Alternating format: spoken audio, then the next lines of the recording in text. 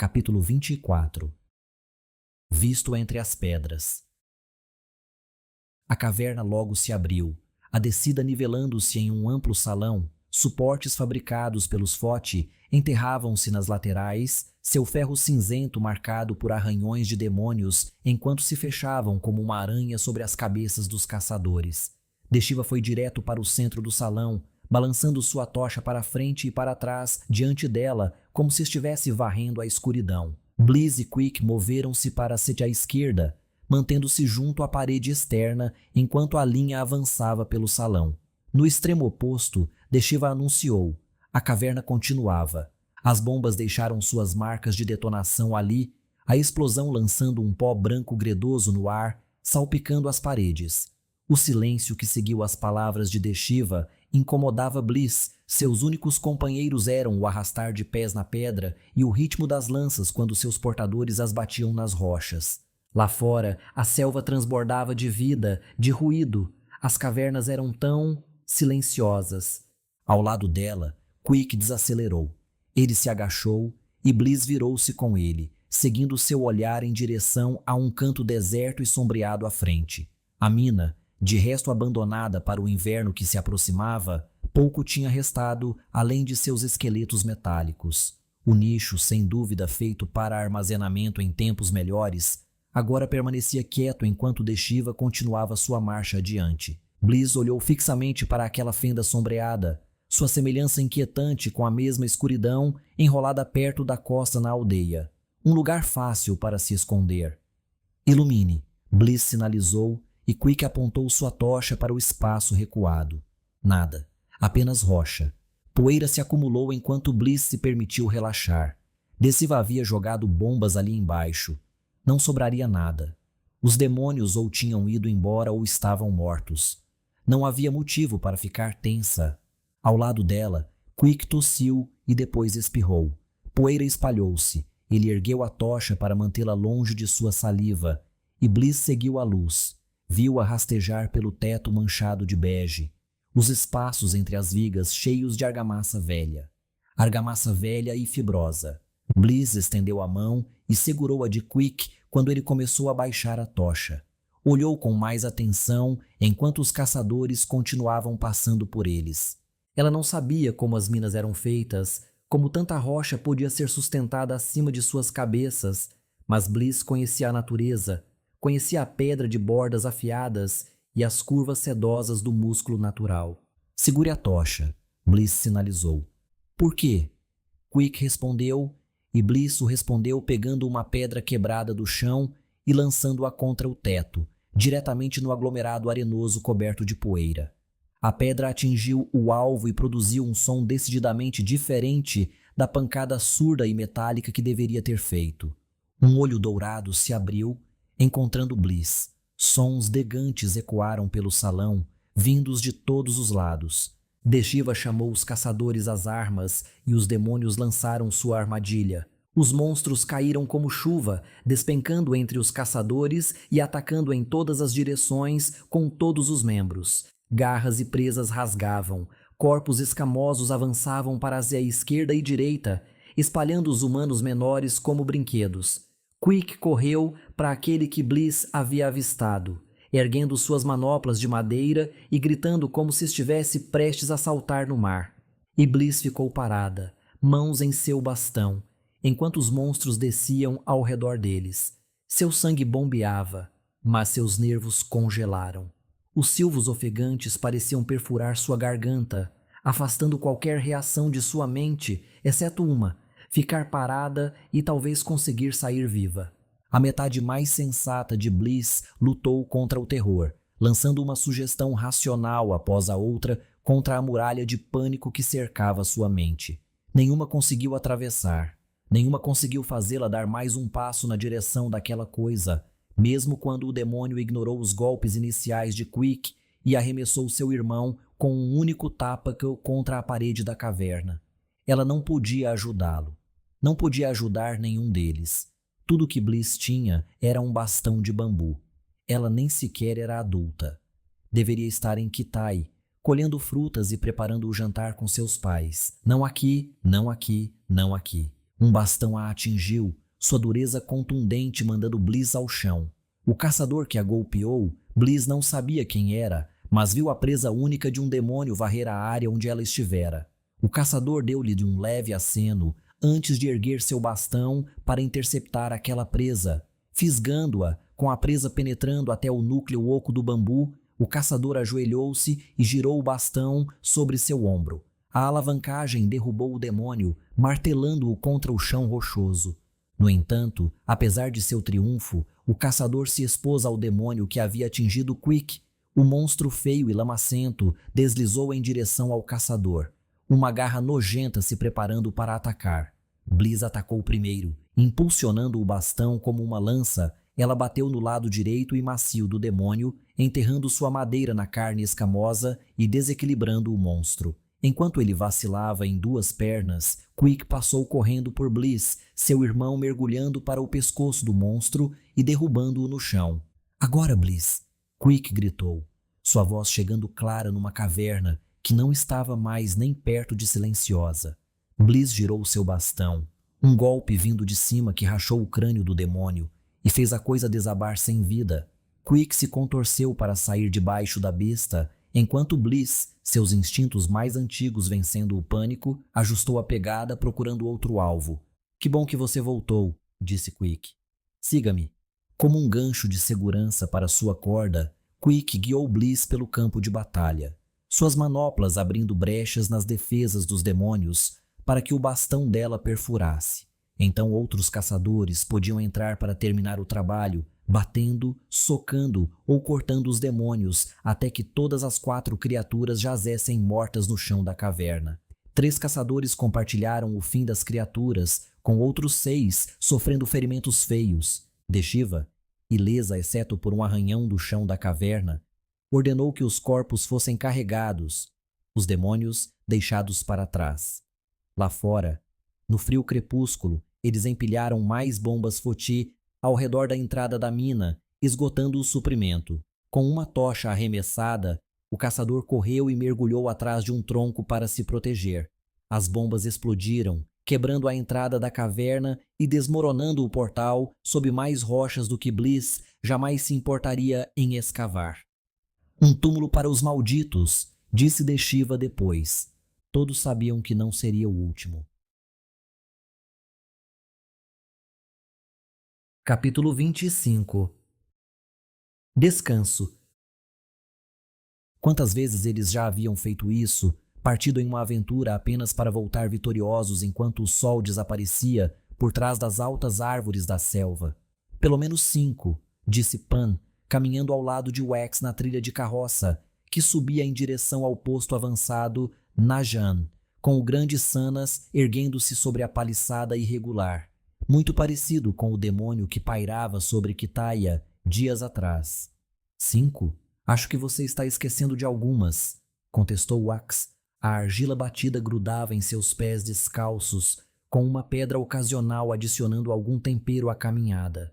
Depois de escaparem do Hanoko, Wax havia oferecido descer das árvores e desfrutar de um passeio mais tranquilo, entrar no posto como os vitoriosos que eram. Balançar-se tinha suas utilidades, mas tendia a fazer com que você colidisse com seu objetivo, em vez de chegar com os 2 pés firmes no chão.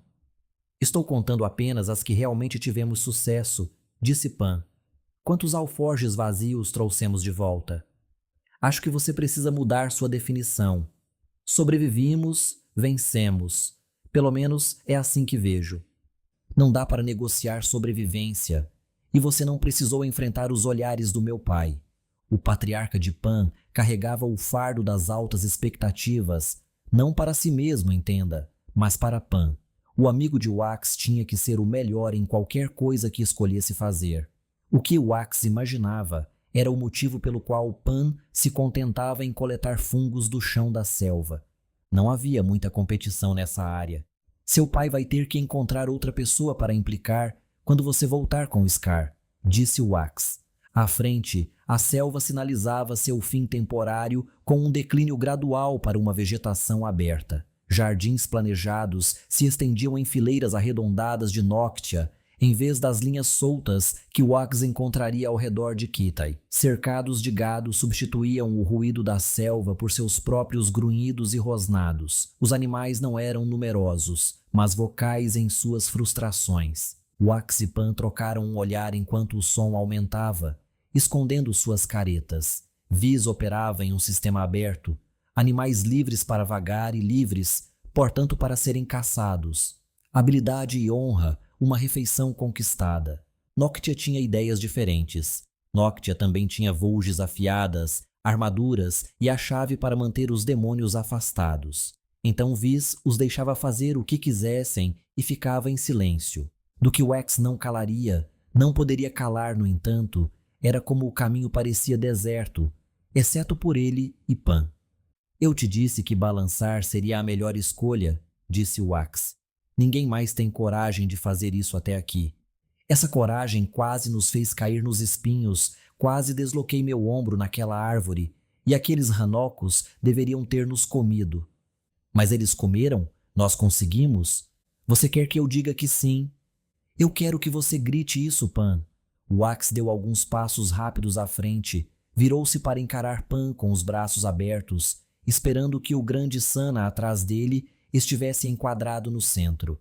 Isso é o que viemos buscar e não apenas tentamos, nós vencemos. Viva, desapontador. Wax deixou seus braços caírem e seu sorriso desaparecer junto com eles. Qual é o problema? Quando saímos, você estava todo empolgado para fazer isso valer a pena. Ainda estou, disse Pan, olhando além de Wax para o posto avançado Najan. Só não acho que você esteja levando isso a sério. Para que foi todo aquele balançar se não para ser sério? Eu nos dei a vitória. Pan revirou os olhos. Você nos deu a vitória? Acredito que eu também tive que fazer todo aquele balançar. Bem, claro, mas os guardiões não devem fazer tudo pelos seus renovações, certo? Você acha que eu sei o que um guardião deve fazer? Uma pergunta justa, e uma que Wax não havia realmente considerado. Por quê? Quando não havia maneira de acabarem lidando com o problema.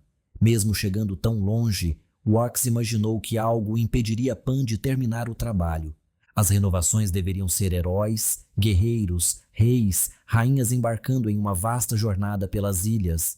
Desafios em abundância, perigos por toda parte, escolhas difíceis e sacrifícios em abundância. Não exatamente o tipo de coisa para a qual Pan foi feito. Wax, ainda recuando, tentou avaliar seu amigo.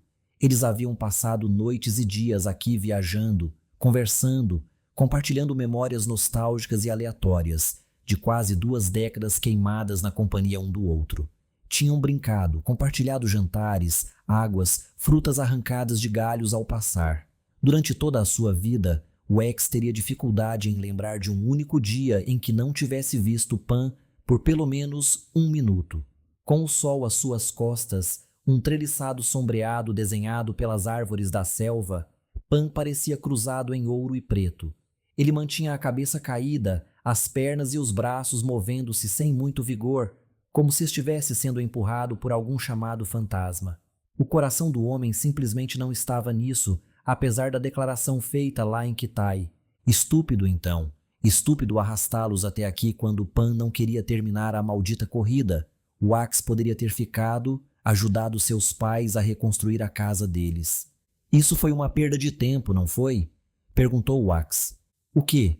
Você nos arrastando até aqui só queria mostrar ao seu pai que não iria se deitar e desistir? Pan estremeceu, mas não se afastou. Nem parou de andar. Eu sei o que quero, Wax. Isso não é. Então por quê? Porque o que eu quero é que meu pai pare de me olhar como se eu não fosse bom o suficiente, certo? Pan apontou para Wax. Seu pai é um artesão. Tudo bem. O meu? O meu foi um caçador por muito tempo até sofrer aquela queda. Agora ele é um dos melhores pescadores da cidade. Ele é todo ação. Ganhar seu sustento com sangue e suor é o que ele me diz toda noite quando volto com um alforje cheio de cogumelos. Isso é comida. Pan riu. Não para ele. Então o que isso vai provar? Que você pode andar por um longo caminho? Que eu sou corajoso o suficiente para tentar. Pan exalou, e Wax seguiu ao lado de seu amigo. Eu não preciso da aprovação dele, Wax. Não preciso que ele se orgulhe de mim. Só quero que ele me deixe em paz. Então eu vou. Você não vai fazer droga nenhuma. Essa é minha família, meu problema. Ele virá direto para cima de mim se você tentar bancar meu protetor. Não que eu precise disso, Wax. Não desta vez. E então? Então nós subimos lá, falamos com os Najan e vamos devagar, disse Pan. Eu não sei o que temos que fazer para completar isso, mas não vai ser eu, entendeu? Eu não vou deixar esta ilha. Tudo o que eu amo está bem aqui. Nisso, pelo menos, Wax podia concordar. O posto avançado, Najan circulava o Grande Sana, cercado por vigas de madeira com suas pontas afiadas perfurando o céu, mas parecendo, aos olhos de Wax, um pouco curtas. Qualquer viz meio competente ou um ranoco que realmente quisesse poderia escalar uma árvore, conseguir um bom impulso e balançar para cima e por cima. Fazer isso daria ao saltador um bom momento no ar e provavelmente uma aterrissagem em um telhado de palha inclinado. Os Najan tinham suas calhas festonadas aqui também, levando a barris de chuva que, se Wax tivesse que adivinhar, estariam transbordando quase todos os dias. Houve uma sequência ensolarada ultimamente, mas a chuva tendia a ser a amiga comum na ilha. A abundância não poderia mudar o comportamento, aparentemente. O caminho até o portão ganhou floreios conforme Wax e Pan se aproximavam do trecho final. Bordões plantados no chão seguravam tochas, agora recém-acesas enquanto o sol dava lugar à sua metade mais escura. O caminho de terra encontrou pavimentadores, pedras cada vez mais intercaladas com a poeira, até que Wax e Pan tivessem seus calcanhares pousando em pedra lisa. Uma sensação alienígena. Mesmo as docas de madeira de Kitayi tinham uma sensação mais natural, com a madeira cedendo e resistindo ao peso de Wax. O melhor sinal de que haviam chegado veio com os próprios Najan, um único membro que estava diante do portão de madeira tingido de roxo da paliçada. Volge pronta, chakram pendurado nas costas, o soldado observou Wax e Pan se aproximarem sem dizer uma palavra. Os dois pararam perto do guarda esperando que o homem fizesse o primeiro movimento. O Najan encarou de volta, piscando aqui e ali, mas não se movendo nem um pouco, exceto para afastar ocasionalmente uma mosca invasora. Coisa séria esse negócio de guardião? Perguntou Wax. Ignore meu amigo. Pan interveio. Nós estamos aqui para a renovação. O Najan assentiu, levantou sua Volge. Alguém atrás do portão viu o sinal. Abriu as portas. Vocês são o segundo grupo hoje, disse o Najan, virando-se de lado e acenando para os dois seguirem em frente.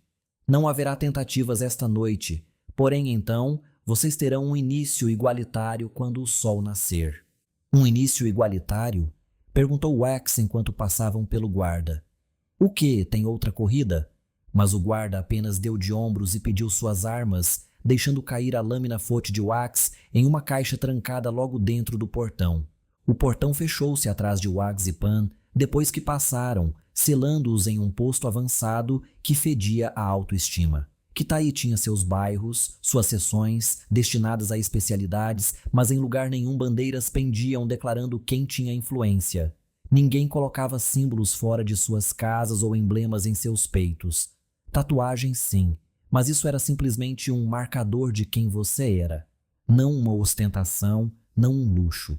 A influência de Noctia se estendia também aos terrenos, com plantas bem cortadas em arranjos decorativos. A natureza não tinha influência aqui, apenas beleza eficiente. Pelo menos o objetivo deles não era difícil de encontrar. No centro exato, além do portão, erguendo-se para dominar os arredores, estava o quartel central. Trabalhadores Najan, soldados, Wax não tinha certeza de como chamá-los. Apontaram o par naquela direção, disseram que encontrariam comida e um lugar para dormir. Então as pessoas vestidas de couro e suadas voltaram para coisas. Não entendo, sussurrou Wax para Pan enquanto caminhavam pelo posto avançado. Eles estão todos se movimentando, mas não sei por quê. Você está perguntando para a pessoa errada. O mistério resolveu-se sozinho quando eles entraram no quartel. A estrutura de 4 andares, uma vitrine do que poderia ser alcançado com madeira e ambição. Acima da porta principal estava o emblema Najan, o círculo de olhos ocos adotado por Noctia. Parecia lançar um olhar malicioso para Wax, e o homem desviou o olhar, suprimindo um calafrio. Quem ia querer viver com aquela coisa observando você o tempo todo? Dentro, o quartel deu-lhes uma recepção mais calorosa. Uma chaminé central rugia, pedra chamuscada de cinzas e fazendo um bom trabalho aquecendo um amplo salão lambuzado de longas mesas. Cada prancha de madeira loira tinha 6 cadeiras atendendo-a, cada uma impecável contra seu dono, exceto de qualquer forma as ocupadas. Lanternas pendiam do teto em correntes feitas pelos foti, os badulaques de vidro misturando-se com a luz da lareira para lançar a sala em um aconchegante dourado. Wax farejou. Sentiu um ensopado grosso em preparo. Depois de dias comendo o que podiam forragear e adicionando a carne salgada, algo fresco fez sua boca ficar úmida. Não que o Wax tivesse muito para trocar. Esperançosamente, os Najan poupariam aos recrutas da renovação uma refeição. Aqueles devem ser os que nos venceram, disse Pan, entrando e acenando para as 2 mesas mais próximas da cozinha. Eles não parecem ser de Noctia. Tramas e tintas denunciavam o grupo. Wax contou 6, e não apenas pela herança Viz. Seus designs em espiral contrastavam fortemente com as linhas geométricas na pele de Wax e Pan, um sinal de que esses não vinham de Kitai, mas de Motilan, a outra cidade Viz na costa leste, rivais de mais formas que uma então. Quer fazer alguns amigos? Perguntou Wax. Eu quero comida e depois quero dormir em um lugar que não seja um galho. Não foi tão ruim. Minhas costas discordam. As costas de Wax provavelmente concordariam com as de Pan. O enrijecimento persistente funcionando como um cronômetro para viagens na natureza. Mesmo se você tivesse toda a comida e água necessárias, os músculos acabariam cedendo eventualmente. Acho que devemos nos sentar, perguntou Pan. Nenhum Najan estava perto da entrada. Na verdade, os únicos do povo Noctia à vista trabalhavam na cozinha, visíveis atrás de um longo balcão e da ondulação causada pelo calor dos fornos. Seu palpite é tão bom quanto o meu, respondeu Wax, seguindo Pan até a direita, deixando-se cair em uma mesa do lado oposto aos outros viajantes de Viz. Realmente apostando na vibe antissocial, pelo que vejo, garanto que se falarmos com eles, tudo que vão nos dizer é o quanto são melhores. Visão pessimista dos nossos companheiros de Viz, Pan. Você não comercializa tanto quanto eu. São todos negociantes escorregadios, Wax. Eles vão te roubar tudo e mais um pouco se você não tomar cuidado. Wax se recostou no assento de madeira, maravilhando-se com o painel traseiro. Cadeiras não eram muito comuns em casa. Era mais fácil cortar um tronco ao meio e colocá-lo no chão, dando às pessoas um banco caso precisassem. Ou sabe, você podia sentar na borda da casa e deixar as pernas penduradas. Ainda assim, com o fogo aquecendo-o, Wax se espreguiçou, deixando suas pernas balançarem a cadeira para trás. Era bem agradável. A sopa carregada com inhames picados, cebolas e carne fresca, Wax não perguntou o que era, e o cozinheiro não se ofereceu para dizer era ainda mais agradável. Pan colocou as tigelas que pegou no balcão sobre a mesa, e ambos começaram a comer com um prazer desajeitado. Colheres de madeira serviam para retirar o caldo da opaca tigela de barro, e Wax nem notou os símbolos Najan entalhados no cabo durante os primeiros goles. Parecendo uma flor dourada sobreposta com 3 hastes de grama, o símbolo indicava a quem quer que segurasse a colher que era propriedade Najan, e não de qualquer Najan, mas daqueles que viviam em Viz. Facções, disse Pan quando Wax apontou isso. É como em casa, né? Todos esses Najan são enviados para cá ou para as outras ilhas por anos e se juntam ao time local. O que isso significa? Wax olhou ao redor. Nada aqui se parece com Kitai. Aposto que parece diferente do posto avançado em Kance. Você acha que eles conseguiriam construir um lá? Não seria simplesmente levado pelo vento? Pan encarou-o fixamente. Sera, não sei se você está brincando ou é ignorante. Vamos considerar ambos. 7 ilhas, com Viz no extremo sul. Wax sabia sobre as outras o que passava em histórias, nos marinheiros que paravam para negociar. Viajar entre as ilhas por qualquer outro motivo parecia tão raro e certamente não estava em seus planos que aprender como Khan se lidava com suas rajadas de vento constantes parecia uma perda de tempo, especialmente quando ele poderia passar essas horas balançando-se nas flores de Sana. Acho que você vai descobrir se vencermos essa coisa, disse Pan. Os renovados viajam para todos os lugares. Mas nós não vamos vencer isso, certo?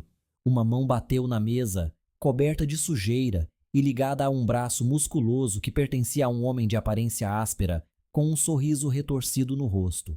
Seu cabelo emoldurava o sorriso, puxado em duas longas caudas de cavalo e amarrado com cordões bem apertados. Suas bochechas exibiam seu jantar e seus olhos revelavam um humor sombrio. Fico feliz em ouvir isso, disse o homem, e Wax situou sua voz rouca e as rugas que marcavam seu rosto como sendo de alguém pelo menos uma década mais velho que Wax e Pan. Não há necessidade de tornar isso uma competição. Estávamos aqui primeiro, deveríamos ter a primeira chance. Wax lançou um olhar para Pan, que havia se voltado para sua sopa. Não era um desafio com o qual Pan quisesse se envolver, e apesar do seu próprio orgulho, Wax podia ceder, apenas desta vez, ao seu amigo. Um guardião deveria seguir ordens, certo? Eu gostaria de ouvir, continuou o homem plantando a outra palma na madeira. As tigelas chacoalharam. Diga que vai pular esta. Atrás dele, seu grupo observava de sua mesa. Diversão e preocupação cruzavam seus olhares, mas nenhum parecia disposto a acrescentar sua própria intimidação. Um plano improvisado, talvez. Wax estudou o homem, tentando avaliar se ele havia tomado algumas canecas a mais de cerveja na Jan. Viemos todo esse caminho, disse Pan.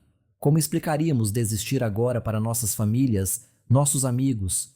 Wax captou o tom particular de Pan, o mesmo que ele usava desde que eram crianças, pescando uma resposta, procurando pregar uma peça em seu alvo. Diga que perdeu, diga que ficou doente, torceu o tornozelo, o que me importa. O ponto é que você está acabado. Acabou. Você pode voltar para suas árvores e seus peixes e nos deixar ficar com Scar. O homem tossiu, limpou um pouco de baba com as costas da mão antes de voltar para a posição de mãos espalmadas. Um movimento que Wax suspeitava ser menos para assustar e mais para manter o equilíbrio. Eu poderia, mas isso significaria mentir, disse Pan. Não sou muito bom em mentir. E como isso é problema meu? Porque eu simplesmente não acho que posso fazer o que você está pedindo. Pan empurrou sua cadeira para trás e se levantou. Acho que você vai ter que vencer então. Ah, Pan, tão previsível até decidir fazer a coisa louca. O intruso devia ser quase tão grande quanto Wax e Pan juntos. Embora os Nadjan não permitissem armas dentro do posto avançado, os punhos desse sujeito pareciam mais do que capazes. Mas afinal, o que um guardião deveria fazer? Quando o homem se virou para Pan, tirando as palmas da mesa com esforço instável, Pan endireitou os próprios ombros. Deu ao homem um olhar que Wax só tinha visto seu amigo usar quando se recusava a ceder no preço de seus cogumelos. Foi o suficiente para fazer um guardião se levantar. Veja, eu estava esperando que você estivesse bem em mentir, disse o homem, juntando as mãos e esticando os dedos. Mas se você não vai pegar o caminho fácil, podemos garantir que essa perna quebrada seja bem real. Wax agarrou a tigela e a esmagou na cabeça do homem, sem preâmbulo, sem aviso, apenas o instinto oferecendo sua melhor solução para o problema. O barro quebrou com um estrondo pesado. O homem cambaleou para a direita e se apoiou na chaminé.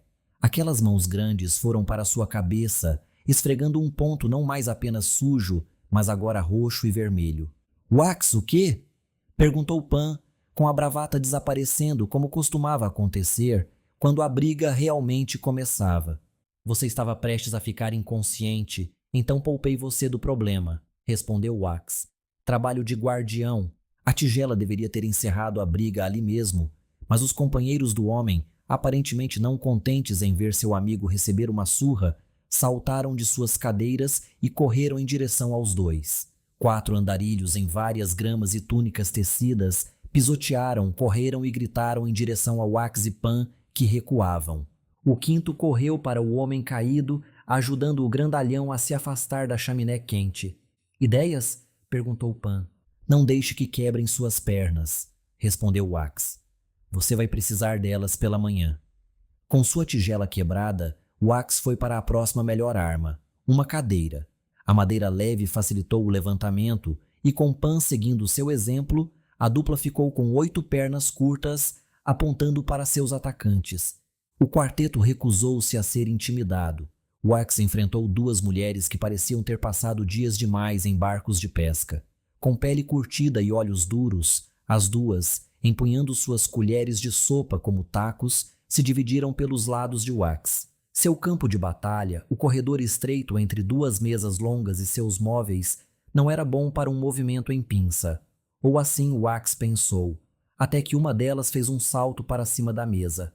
Enquanto ela avançava em um ângulo difícil para Wax contra-atacar, a outra investiu com a colher acenando, batendo nas pernas da cadeira de Wax.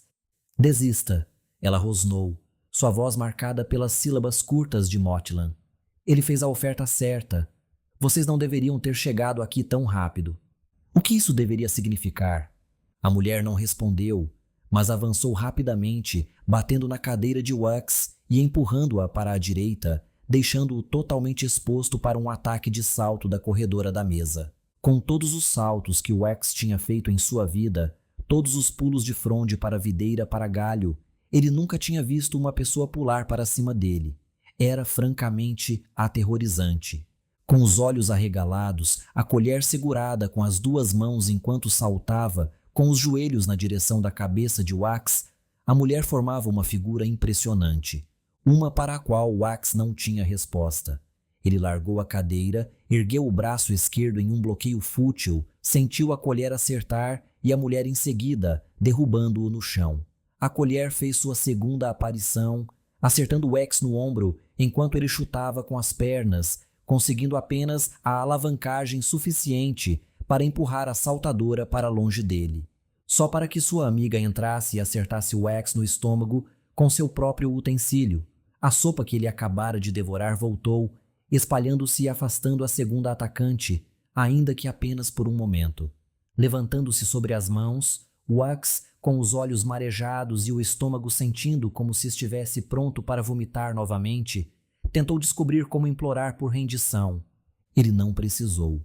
O assobio veio forte e áspero, assim como o que o Najan havia usado quando chamou a multidão da renovação de Kitaya para prestar atenção. Todos os olhos se voltaram para a entrada do quartel, onde 3 soldados Najan estavam em seus trajes cerimoniais, aquelas vulges desagradáveis em posição de prontidão. Vocês vão parar com isso agora, disse o líder, um homem de rosto estreito cujo nariz parecia ter sido quebrado mais de algumas vezes. Parem uns com os outros, limpem a bagunça. Façam isso, então terei palavras com vocês, gentalha. Apesar do insulto, Wax aproveitou a trégua. Pan, que havia sido jogado contra outra mesa, levantou-se ainda mais lentamente. O chefe de cozinha saiu com um esfregão, entregou-o a Wax sem uma palavra. Algumas passadas, algumas cadeiras colocadas de volta onde pertenciam, e o quartel parecia estar como antes. Embora Wax sentisse que talvez não conseguisse manter comida no estômago por alguns dias. Vocês têm sorte de eu já ter visto isso antes, disse o Najan ao grupo reunido, uma vez que terminaram seus deveres de limpeza. Pan e Wax permaneceram do lado direito, em sua própria mesa perto da entrada, enquanto os 6 agressores ficaram à esquerda. O grandalhão, ainda parecendo tonto, trouxe a Wax alguma pequena satisfação. Testemunhei 2 renovações, disse o Najan, colocando sua idade mais alta do que Wax teria adivinhado, mas capacetes e armaduras podiam esconder muito. Nas 2 vezes, a pior escória tentou se tornar heróis. Nas 2 vezes, pessoas que não tinham motivo para deixar seus barracos tentaram tomar o que pertencia a outros seres melhores. O Najan perfurou a todos, um por um, com olhares pontiagudos. Amanhã vocês terão sua chance, que nenhum de vocês merece, de representar sua ilha da única maneira que alguém vis pode importar para o mundo. Não roubem uns dos outros essa esperança, não quando tantos o farão mais tarde. A carranca do Najan se aprofundou. Seu entusiasmo é ridículo. Lutando agora pelo direito de morrer depois, vão para suas camas e rezem para dormir demais. Esperem que a chance passe por vocês. Eu vi 2 renovações, mas vi muito mais tentarem e perderem tudo na tentativa. A partir desse ponto, os Nadian agiram como babás, separando os 2 grupos e enviando-os aos seus dormitórios. Pan e Wax se revezaram em um banho quente, a chaminé provando seu valor. Wax envolveu seus hematomas em toalhas quentes e se acomodou na esteira de palha que serviria como sua cama. Não era exatamente a rede de casa, mas uma grande melhoria em relação aos galhos em que estivera cochilando. Pan também se esticou na sua com um forte e contente suspiro. O quarto deles continha pouco além das 2 esteiras. Uma única lanterna no estilo arredondado de Noctia pendurada perto da porta, diminuída para a noite. Nenhum outro móvel além de um rack batido para pendurar roupas. Uma janela com postigos, agora aberta, dava para o posto avançado e uma noite escura e nublada. A chuva viria em breve. Mais um motivo para agradecerem por terem chegado dentro. Essa foi uma briga estúpida, não foi? Perguntou Pan. Já escolhi melhores, respondeu Wax, mas não ia aceitar o acordo daquele cara. Não é essa a minha escolha? Wax olhou para o teto preto. A lanterna moribunda o lançava em sombra, e se Wax se concentrasse, poderia imaginar estar em quase qualquer lugar, como em casa, com Sawi. Algum lugar onde ele não teria que lidar com a indecisão de Pan. Não vi você tomando essa decisão, então coloquei nas minhas mãos. Wax colocou essas mãos atrás da cabeça, encolhendo-se com a dor que o movimento causou em seu lado. Não vou deixar ser afastado por esses litorâneos. Pan riu, uma risada silenciosa. Talvez eu soubesse disso. Que eu começaria uma briga? Eu te pedi para ser meu guardião, não foi? Tenho que aceitar o Wax bom junto com o irritado. Eu sou uma oferta completa. Se as coisas ficarem perigosas como aquele Najan disse, você acha que estamos prontos para isso? É escalar um Sana, Pan. Mesmo que seja um bem grande, acho que estamos tão prontos quanto podemos estar. Wax sorriu enquanto a lanterna se apagava. Se eu fosse você, pensaria em qual ilha você vai primeiro. Fácil, respondeu Pan. Foti. Fica para o oeste e é mais quente. Além disso, aposto que podemos conseguir alguns equipamentos de verdade lá que vão nos ajudar. Está com inveja da minha espada, Pan? Só quero um escudo que possa bloqueá-la quando você começar a balançá-la. Ei, depois de longos dias, uma noite ainda mais longa, o riso foi bom, e quando a chuva começou a cair, o sono foi ainda melhor. Capítulo 26. Acordos. Svard podia honestamente dizer que nunca havia estado numa caverna no mar. O navio Went, massivo mas de alguma forma flutuante, adquiria a aparência de uma caverna além do casco externo. Com machados em ambas as mãos, confiando na luz que entrava pelas aberturas e era projetada por lamparinas globulares periódicas, Svard deu seus primeiros passos dentro devagar. A umidade assaltou seu nariz. O constante orvalho do mar mantido cativo nas paredes porosas. O exterior duro e liso amolecia aqui dentro, tornando-se mais esponjoso. Seus pés quase saltavam no chão. Isso não impediu a sensação claustrofóbica. O navio Want tinha corredores amplos, sem dúvida para que aquelas conchas blindadas pudessem se locomover, mas as paredes de formato irregular, o teto côncavo, combinado com o leve balanço do barco nas ondas, jogaram os sentidos de Svard em confusão. De volta a Vis, lutando contra o demônio na caverna, ele havia focado no monstro e excluído todo o resto. Aqui ele encontrou sua referência, a luz laranja-amarela brilhando nos globos. Cada uma indicava o próximo movimento. O navio dos Went transformou-se rapidamente num labirinto, os combates acima diminuindo para nada além de vibrações, enquanto Svard continuava a se adentrar. Tinha que haver uma escada para cima, ou uma ladeira, mas tudo o que Svard encontrava eram quartos, lugares escavados onde a tripulação devia se acomodar, lajes duras projetando-se na parede. Alguns tinham camas de palha. Um tentava conforto moderno com uma manta de tecido. Todos pareciam desprovidos de pertences pessoais. Também não havia sinal do que Maena procurava roubar. Talvez estivesse mais abaixo, mas que o diabo o carregasse se conseguisse encontrar um caminho para baixo. Os sons mudaram à medida que o homem avançava para o meio do navio, um novo eco correndo ao redor de Svard com uma cadência irregular. O tap-tap-tap de alguém trabalhando com um martelo, mas não no ritmo rígido de um ferreiro. Quem estaria trabalhando em algo agora com o navio sob ataque? O som, no entanto, forneceu a Svard uma direção. Em vez de vagar sem rumo, ele se orientou em direção ao barulho, rastreando os golpes e as pancadas, agora salpicados aqui e ali com maldições escolhidas, mas deleitosas. Como se alguém estivesse tão satisfeito com seus problemas quanto com suas soluções. Onde vim parar? Murmurou Svard, sozinho nos corredores escuros. Ele havia atravessado todas as 7 ilhas como guardião. Tinha enfrentado calamidades e perigos e saído sem grandes ferimentos, com esperança e novo poder. Um navio Went não deveria inspirar medo, não deveria trazer nada além de um lábio enrugado e uma rejeição desafiadora, mas as batidas continuavam. Svard não tinha como medir o tempo, e conforme ia cada vez mais fundo no navio, o tamanho parecia apenas aumentar ao entrar. Ele se sentia cada vez menos seguro de onde estava dentro dele. Os corredores curvavam e se cruzavam em ângulos estranhos, e Svard começou a se perguntar se estava cruzando repetidamente pelos mesmos quartos. O tap-tap o puxava adiante, mas o que antes era um sinal claro parecia agora vir de todos os lugares, de lugar nenhum. Só um tolo chama o inimigo para si mesmo. Svard apertou seus machados, desejou que Kiv tivesse embarcado com ele. O senso direto do ferrite teria ajudado a manter sua mente sã. Mas agora ela vagava. O Ent manteria um demônio aqui embaixo, esperando por um inimigo errante?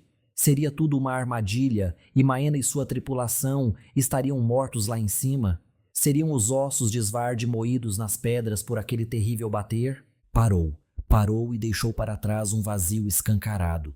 Svard deteve-se, suas botas plantadas no chão. Girou, sentindo algo atrás dele, e viu apenas outro globo sereno, tremulando. Nenhum vento agitava o ar, nada além de sua própria respiração. Um clique, um simples som único, seguido por um estrondo, um tremor gentil subindo pelas botas de Svard, canelas, até sua cintura e dentes. O guerreiro rastreou o tremor, encontrou o corredor e partiu naquela direção. Você é um deles? Perguntou a voz que praguejava, curiosa e, como sempre, encantada. Os invasores? Svard não viu ninguém. A voz vinha de frente, sim, mas também de baixo, gritando para cima então dos convéses inferiores. Ele se agachou, tomando cuidado para manter seus passos leves, suas botas pousando com o toque mais suave. Respiração baixa, seus olhos bem abertos e atentos. Como seria fácil convocar alguém com um chamado, esperando para atirar, esfaquear, emboscar quem se aproximasse do caminho recém-descoberto. Você fala? Ou os Hana finalmente desistiram disso também em nome da brutalidade deles? Perguntou a voz. Svard permaneceu quieto. Haveria tempo para palavras depois que a ameaça fosse enfrentada. Uma ameaça que, pelo menos, escolheu não atacar Svard enquanto ele encontrava o caminho para baixo. Uma placa de ardósia, grande o suficiente para que um homem do seu tamanho descesse com facilidade. Ranhuras metálicas alinhavam as bordas, fornecendo um caminho para a placa deslizar. Quanto ao lugar para onde a escada, uma coisa de corda e pedra levava.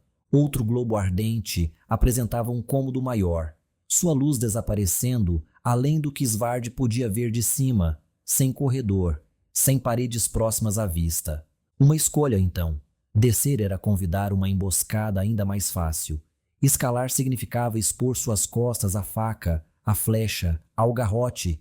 Ficar aqui em cima significava mais perambulações sem sentido, um risco até de que Maena vencesse a batalha e partisse sem ele. Fácil presumir que Svard havia sido jogado ao mar. Melhor então descer, encontrar a luta e talvez fazer um refém. Pelo menos isso lhe daria opções. Svard guardou seus machados, passando-os pelas costas. Afastou-se do buraco, avaliou sua tração, suas pernas, o balanço do navio. As crianças de Vis ficariam orgulhosas de seu próximo movimento. Tenho trabalho a fazer, sabe? Chamou a voz. Svard deu passos, saltou e acertou o buraco exatamente onde queria. Seu corpo disparou através e Svard girou levantando as pernas e os pés para apoiá-los na parede vazia do buraco. O impulso lhe deu sustentação, que Svard usou para se lançar num rolamento em queda até o convés inferior. A rocha ainda doeu quando ele atingiu-a, mas a ação rápida teria dificultado qualquer estocada à espera de encontrar um alvo. Pelo menos foi o que Svard disse a si mesmo ao sair do rolamento, os machados soltando faíscas ao deslizarem pela rocha. Svard sacou ambos, levantando seus cabos diante do rosto e lançando um olhar na penumbra. Isso não vai ajudar você aqui, disse a voz. Svard rastreou-a à esquerda, mudou de posição, manteve os machados erguidos. Veja, os velhos métodos não são mais necessários. Velhos métodos? Na borda do globo ardente, uma figura emergiu segurando algo em sua mão esquerda. Ela usava um traje volumoso, não diferente do que Svard via os mestres de forja usar nas fornalhas mais quentes de Fote. O capacete, uma placa facial completa, subia até sua testa e se projetava em direção a Svard, as manchas chamuscadas por todo lado, deixando claro que isso não era apenas para exibição. Ela jogou a coisa em sua mão, uma pequena caixa com um fecho que refletia a luz. Girou uma vez e ela pegou-a exatamente onde a havia lançado, o fecho de volta para ela e perfeitamente posicionado em sua palma. Qual é o seu nome? Perguntou a mulher. Svard, onde estou? A mulher balançou o dedo indicador direito. Svard calculou a distância, imaginou que poderia dar um golpe devastador nas entranhas dela com seu machado antes que ela pudesse fazer, bem, qualquer coisa. Aquela caixa, no entanto. Havia loucos suficientes nas ilhas para tornar o encontro com o desconhecido uma proposição arriscada. Quem sabia o que aconteceria se ela a deixasse cair na morte, ou se Svard tentasse pegá-la? Ou Maena e sua tripulação? Você entrou aqui, não foi? Perguntou a mulher. Então parou, seu rosto se contraindo. Embora eu não achasse que chegaríamos a Noctia por mais alguns dias ainda, Ame poderia jogar algum jogo mental, recorrer a truques e armadilhas. Ela poderia tê-los. Vocês foram abordados. Estou tentando voltar ao convés superior. Me ajude e vou garantir que poupem sua vida. O movimento veio mais rápido do que Svard teria imaginado. A mulher não demonstrava habilidade marcial, mas aqui estava ela apontando um dispositivo estranho em sua direção, um tubo do comprimento de seu antebraço, adornado com mais mostradores, engenhocas e bugigangas do que Svard já tinha visto. Sua extremidade se dividia em 3 peças curvas que se separavam e depois se juntavam novamente, parecendo uma pata tripla fazendo uma pinça. Svard teria rido, exceto que a mulher parecia séria demais para brincadeiras, e nada nessa maldita viagem parecia normal. Isso é? Perguntou Svard, apontando um machado para o dispositivo. Não gostaria de saber? Respondeu a mulher. É infelizmente um trabalho em andamento, não tem nome. Mas tem, no entanto, um efeito e tanto. Se você pudesse guardar esses machados, eu ficaria feliz em lhe contar exatamente onde você se meteu. Sem truques, nada que vá matá-lo, prometo. Embarcar na jornada de renovação jogou Svard em todos os tipos de situações estranhas, do tipo em que você não pode entrar apenas com raiva e esperar sobreviver. Em vez disso, a cautela tendia a dominar o dia, e se alguém lhe oferecia uma chance de evitar uma luta, bem, você aceitava. Isto explicou a mulher quando Svard guardou seus machados. É o futuro, pelo menos o futuro como os Went gostariam que fosse. Menos dependência dessas coisas que você tem nas costas e mais eficiência. Seus olhos brilhavam enquanto falava, um olhar distante que Svard reconheceu de suas viagens com Katia. A égide ficava melancólica ao pensar. Falar sobre qual ilha eles viajariam a seguir, o que ela seria capaz de realizar uma vez que tivesse todos os tokens. Nada disso havia funcionado da maneira como eles haviam planejado, mas... Você precisa entender, disse a mulher, conduzindo Svard pelo porão. Conforme avançavam, a mulher, após acender uma pequena vela no primeiro globo, acendeu outros. O brilho resultante mostrou um espaço amplo cheio de caixa após caixa, todas marcadas com nomes estranhos que Svard não conseguia decifrar. As ilhas estão se tornando cada vez mais perigosas, não menos por causa dos seus amigos Hana. Eles são saqueadores, nada mais. Diga isso às pessoas que eles estão machucando lá em cima, suas famílias. A mulher afastou o comentário, concentrando-se novamente nas caixas. Essas oferecerão uma defesa imbatível para quem escolher usá-las. O risco será muito grande, as perdas muito altas para lutas sem sentido. Ela se animou, um sorriso se abrindo mais. Melhor de tudo, os demônios não terão chance. Svard acenou para o dispositivo que ela ainda carregava. O que ele faz? Eu mostraria, mas isso arruinaria a surpresa, respondeu a mulher. Quando Noctia nos deixar trazer isso para o mundo mais amplo, então você verá. Svard hesitou, olhou para as caixas. Maena disse que poderia haver coisas neste navio que poderiam ajudar na jornada deles para o escuro. Talvez estas fossem. Você poderia me mostrar como usar um? Perguntou Svard. Por quê? Porque pretendo ir para o escuro abaixo e destruir os monstros que esperam lá. Ela franziu a testa. Normalmente eu diria que sim, mas não agora. Estes não estão prontos para isso. Pelo menos não com mãos inexperientes. Então por que você está me mostrando tudo isso? Perguntou Svard. Qual é o ponto? Por que não simplesmente me atirar e acabar com isso, ou se manter escondida? A mulher deu um passo para longe de Svard, apontou o dispositivo para ele. Lógica simples, meu amigo. A maneira mais fácil de sobreviver a um ataque é conseguir um refém e esperar que passe. Svard deixou que a mulher o guiasse do porão, subindo para o labirinto cavernoso, o qual ela não tinha dificuldade em navegar. Algumas curvas e eles chegaram a uma escadaria simples, esculpida na rocha, pedra cinza avermelhada que levava para cima. Do lado de fora, a luz rosa de Sishi escorregava pelas rachaduras na porta para o convés superior. Tinha sido uma longa noite. Uma coisa que não entendo, disse Svard, é como vocês conseguem fazer um navio de pedra como este flutuar. É rocha por fora, mas oco por dentro. Ar suficiente nos espaços e ela flutua muito bem. Svard balançou a cabeça. Muitas maravilhas nesses dias. Um machado simples, um golpe simples, e ele ficaria feliz. O convés contava uma história à primeira vista. Os saqueadores Hana de Maena tinham vencido o primeiro embate, como evidenciado pelos Wendt, feridos sendo tratados pelo convés, pelos pedaços de carga roubada, sendo passados pelas cordas para o Tsuru. No entanto, a tripulação de Maena não tinha saído sem baixas, um esquadrão esquelético permanecendo no navio Wendt, enquanto outros, suas maldições, subindo do navio Hana abaixo, pontuavam o ar. A própria Maena estava no meio do convés, em intensa conversa com um homem corpulento que devia ser o capitão Wendt. Civilizado, disse a mulher. Pelo menos não perdemos isso. Quando Svard pisou forte na cena, atraiu a atenção, olhares incrédulos por toda parte. A maioria passava rapidamente dele para a mulher às suas costas, seu estranho dispositivo aberto e apontando. Analise! Gritou o homem corpulento, passando por Maena em direção a Svard e a mulher. Este não é o lugar para revelar isso. Você não me manteve segura, então que escolha eu tinha? Respondeu Analise. Cumpra sua parte do acordo e eu cumprirei a minha. Que acordo é esse? Maena, seguindo o capitão Wendt, perguntou em um tom que sugeria menos interesse no acordo e mais no tesouro que Analise segurava nas mãos. Seu capitão sugeriu que não havia nada de valor no navio, apenas provisões. Talvez ele estivesse escondendo? Svard olhou para Analise, captou sua expressão recatada, os dedos da mulher perto dos botões do dispositivo. Ali no brilho prateado rosado de Sishi, o dispositivo parecia mais alienígena do que antes, irremediavelmente estranho. Perigoso para eles mesmos tanto quanto para qualquer inimigo. Ela poderia ter me matado, Maena, disse Svard.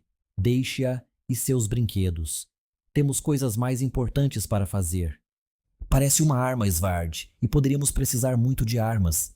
Não como esta.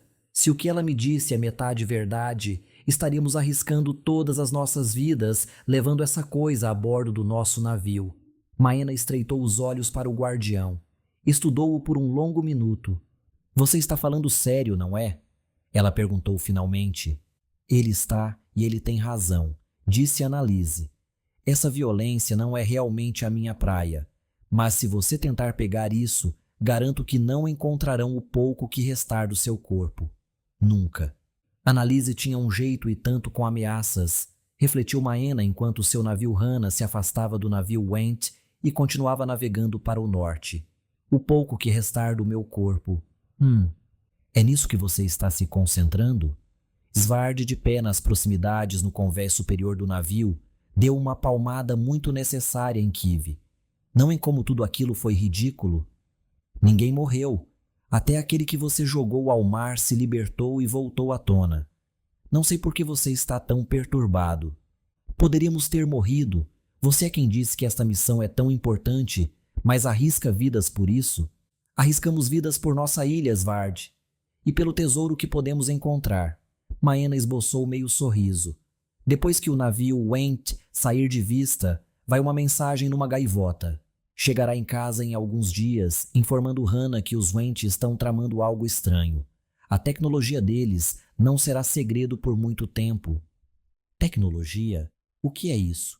O suspiro de Maena elevou-se acima dos sussurros do oceano. Está ficando tarde, Svard. Preciso te atualizar sobre tudo o que você perdeu na última década. Que tal apenas as partes importantes? Capítulo 27. Caçadora de sonhos. Os demônios atacavam repetidamente, invadindo os sonhos de Bliss, seus pesadelos toda vez que ela fechava os olhos. Ela acordava ofegante vez após vez, agradecida por ter escolhido um lugar perto das margens do acampamento, na praça da cidade em ruínas, onde ninguém parecia notar. Mesmo Quick, a apenas 1 palmo de distância, parecia tão exausto depois do dia que não percebia o estresse da irmã. E não devia mesmo. O rapaz já tinha feito o suficiente por ela, como mergulhar contra aquele demônio lá na costa. Bliss podia assumir seus problemas, podia lidar com eles, mas talvez não enquanto estivesse deitada na grama. A noite raramente parecia escura fora da selva, e na cidade costeira, poucas árvores ofereciam proteção contra a luz brilhante das estrelas. O suave cintilar prateado fez companhia à caminhada de Bliss, um andar descalço contornando outros caçadores adormecidos pela vila em ruínas, sem os corpos, todos enterrados agora. As casas vazias e oficinas destruídas ganhavam um aspecto etéreo, uma relíquia fantasmagórica, com nada além de espíritos para preencher os vazios. Ao menos Bliss tinha o incômodo noturno dos insetos, o chamado distante de ranocos e pássaros irritados demais para dormir. Chegar ao mesmo penhasco onde ela havia lutado contra o demônio foi uma surpresa. Estava vagando sem direção, mas realmente, considerando tudo o que vinha sonhando, fazia sentido que acabasse ali. Os degraus que desciam para a costa brilhavam num tom cinza manchado, com manchas mais escuras aqui e ali mostrando o sangue derramado e seco da luta anterior. Lá embaixo nas rochas, o corpo do demônio ainda estava lá, beijado de vez em quando pelas ondas. Daqui de cima, a forma perdia os detalhes e Bliss estava grata por isso. Já tinha visto cabelos emaranhados, presas e garras o suficiente. Bliss procurou seu bastão, percebeu que o havia deixado para trás. Estúpido, não trazer a arma para uma caminhada noturna. Teshiva não parava de dizer que os demônios podiam atacar de qualquer lugar, a qualquer momento. Era por isso, bem ali, que Bliss se sentia tão dilacerada. Os horrores rastejantes do dia pairavam, sim, e Bliss sabia que nunca esqueceria as pessoas que haviam empilhado ali, mas a parte que a corroía agora, ela tinha sido capaz. Tinha pensado que poderia lidar com qualquer coisa. Mesmo com o demônio gigante que havia aterrorizado Kitai, Bliss tinha se mantido firme, enfrentado o monstro e tido sua chance de esmagá-lo. Tinha ficado com medo então, de um jeito distante, um perigo remoto que enfrentou com fogo e fúria. O demônio e sua presa não eram tão simples, tão fáceis de ignorar. Bliss era seu único alvo, um confronto de 1 contra 1 nas rochas. E ela não apenas tinha falhado, mas falhado tanto que a morte se tornara uma certeza. O que era que o Axe sempre dizia? Quando seus pais perguntavam por que ele estava fazendo mais uma excursão na selva? Isso é quem eu sou. Então quem era ela? Lutadora, protetora, Lyra? Ou apenas um alvo fácil para um monstro faminto? É Bliss, certo? A irmã de Quick? Bliss girou ao ouvir a voz, estremecendo com o som repentino para ver Deshiva caminhando em sua direção. Sem mais preâmbulos, Deshiva cravou sua lança no chão e juntou-se a Bliss no penhasco, deixando as pernas balançarem sobre a borda. Sem sua armadura, seu olhar furioso, Deshiva deveria parecer mais frágil, fraca, vulnerável. Em vez disso, Bliss só via força, confiança. Se um demônio ousasse atacar naquele momento, Bliss não tinha dúvida de que Deshiva saltaria para a luta sem pensar duas vezes. Bliss assentiu. Suas mãos se contraíram, mas Deshiva não entenderia os sinais. No entanto, o olhar avaliativo da mestra de caça sugeria que Deshiva sabia que Bliss não estava se preparando para uma conversa noturna. Eu sempre tenho dificuldade para dormir depois de dias como este, disse Deshiva. Bliss franziu a testa, ergueu as sobrancelhas. Fez uma pergunta com os olhos e Deshiva captou. Isso acontece em cada renovação. Às vezes antes, se Noctia atrasa seu jogo. Deshiva olhou mais de perto para Bliss. Seu olhar fez Bliss tremer, como se todas as suas fraquezas estivessem expostas. Você também é Lyra. Me iniciaram um pouco antes da última renovação. Você verá coisas desta vez. Mas como hoje, é nosso trabalho e nosso dever manter a salvo as partes de Vis que pudermos. Bliss assentiu de volta para o acampamento, os caçadores adormecidos, então apontou para si mesma e para Deshiva. Os dois agora. Uma mudança que fiz. Não há liras suficientes e há caçadores com habilidades para derrubar um demônio. Deshiva dirigiu seu olhar penetrante para o mar. Houve mais demônios da última vez do que nunca antes. Suspeito que veremos ainda mais agora. Bliss esperou. Deshiva parecia estar falando consigo mesma tanto quanto com a caçadora ao seu lado. Só um pressentimento, entende? Talvez alguém em Noctia saiba o porquê, continuou Deshiva. Para mim basta saber que minha lança terá muito trabalho. Novamente Bliss ansiou por seu bastão, desejando que estivesse fincado no chão ao seu lado. Um companheiro firme. No silêncio, Bliss olhou para baixo ao longo do penhasco, viu novamente o sangue do demônio pintando as rochas abaixo. Lembrou-se de por que tinha vindo aqui, o que havia provocado sua caminhada. Talvez Deshiva tivesse algumas ideias sobre como afastar os horrores de sua mente. Bliss apontou para as rochas, depois para si mesma. Franziu a testa, estremeceu, então tocou sua cabeça. Deshiva ponderou por um longo minuto antes de assentir, voltando-se para o oceano. Se entendo o que você está perguntando, não sei se existe uma resposta que funcione para todos, disse Deshiva. Para mim, eu fui atrás deles. Na última renovação, meu grupo inteiro foi emboscado por alguns demônios que pareciam aranhas feitas de chama congelada. Eles mataram todos nós, exceto a mim, porque eu fugi. Se a admissão provocou alguma lembrança culpada, o rosto de Deshiva não mostrou nenhuma. Seu olhar direcionado ao mar continuou ininterrupto. Naquela noite, sozinha e molhada em uma tempestade, decidi que não deixaria mais o medo me governar. Depois, rastreei os demônios e os destruí um por um. Bliss levantou um único dedo, levantou as sobrancelhas novamente. Deshiva franziu a testa. Bliss, esta é a sua casa. Não deles. Os demônios não conhecem esta selva, e isso te dá uma vantagem. Use-a e você pode virar o jogo. Bliss assentiu. Olhou de volta para o mar. Deshiva fazia parecer tão fácil. Nossa missão acabou. A cidade está perdida, então levaremos os feridos conosco, ajudaremos Kitaye a estabelecer defesas e aguentar firme. Deshiva respirou fundo. Por quanto tempo a renovação durar, defenderemos a cidade contra todo o mal que vier. Assim como fizemos todas as vezes antes, a longa jornada de volta, os dias e noites vindouros na casa da árvore de sua família, significava enfrentar aqueles sonhos, aqueles pesadelos. Eles não iriam embora, não se o que Deshiva disse fosse verdade. Confrontar o medo, dobrá-lo à sua vontade. Difícil fazer isso de casa. Você não precisa voltar conosco, disse Deshiva, como se lesse a mente de Bliss. Longe de mim impedir uma Lyra de cumprir seu destino. Encontramos mais rastros de demônios. Pareciam apenas alguns, e indo para o oeste, em direção às montanhas. Ninguém vive por aquelas bandas, então não estou arriscando uma perseguição.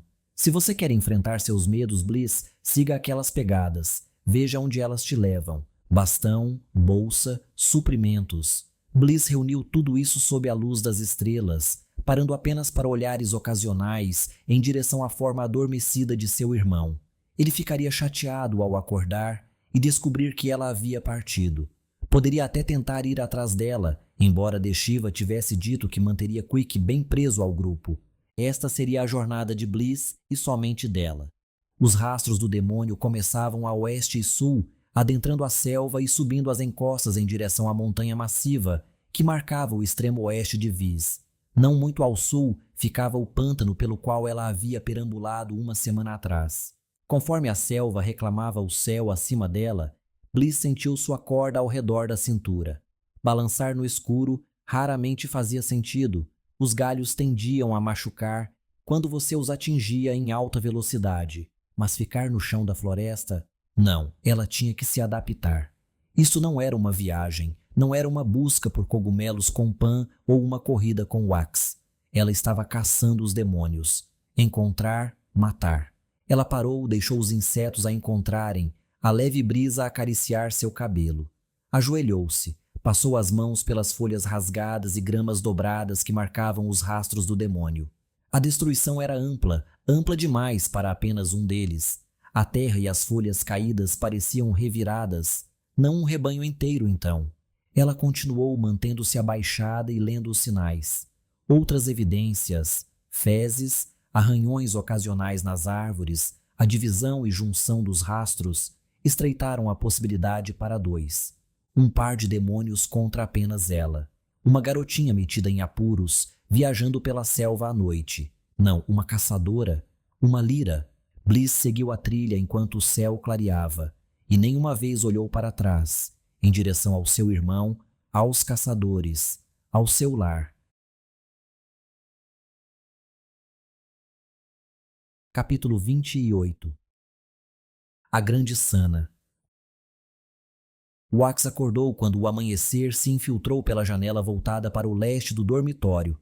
Os raios dourados atingiram seus olhos, fazendo-o levantar de sobressalto. Pan roncava por perto, alheio até Wax lhe dar um tapa no ombro. Hora de ir, disse Wax. Os Najan disseram que abririam as portas cedo. Tão cedo assim? Quer perder isso porque dormiu demais? Pan gemeu e se levantou. A cada minuto essa coisa de renovação fica pior. Os cozinheiros já tinham preparado as refeições, ovos simples coletados das galinhas do posto avançado, bananas colhidas e um pão ralo. Wax e Pan devoraram tudo enquanto saíam, com sapatos de escalada e cordas prontos, sem mochilas, porque escalar uma sana, mesmo uma tão grande quanto esta, não deveria levar mais que uma manhã. A grande sana de Viz, que diziam ter crescido do coração pulsante do deus, parecia realmente gloriosa em plena floração. Suas flores laranja amareladas se estendiam como um guarda-chuva em direção ao sol, com a parte de trás brilhando em vermelho rubi vista de baixo. O tronco descia em direção a uma colina rochosa na base, há muito coberta por arbustos floridos, samambaias e árvores baixas. Uma capa ao redor da coroa. Alguns Najan observaram enquanto a dupla começava a subir pelo caminho limpo, andando na terra batida além das plantas. Se for tão fácil assim, voltaremos antes do almoço, disse Wax. Vou cobrar isso de você. Wax sorriu. A briga da noite anterior deixara seus resíduos em seus corpos, hematomas e músculos doloridos, mas chegar tão perto do objetivo trazia uma energia, uma vida que o fazia superar a dor. Afinal, isso não era apenas um passeio, era a renovação. Quando Pan pegasse o símbolo, se tornaria um dos 7, apenas 7, em todas as ilhas.